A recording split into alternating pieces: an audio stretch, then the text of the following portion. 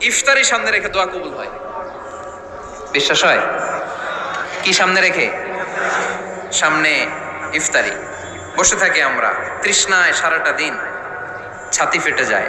আল্লাহ দেখে, দেখতে দেখতে আল্লাহর একটা সফট কর্নার তৈরি হয়। এটাই সুযোগ কাজে লাগানোর, ঠিক কিনা? মুমিন ঝোপ যে কোপ মারে, সময় মতো কাজ করে, ঠিক কিনা?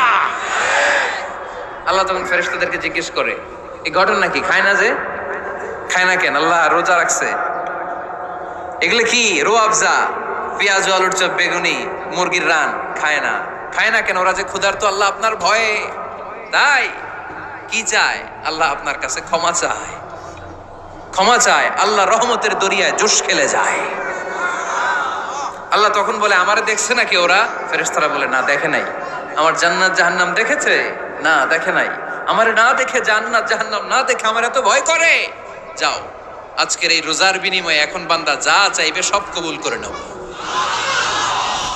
এই যে সামনে রমজান আসতেছে না, রমজানে সাহারি খাওয়ার সময় ট্রাই করবেন। দোয়া কবুল করবে কে?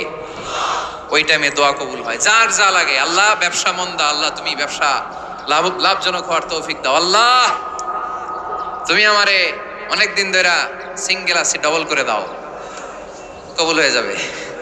এই মেয়ে, এই দোয়া করা লাগবে না?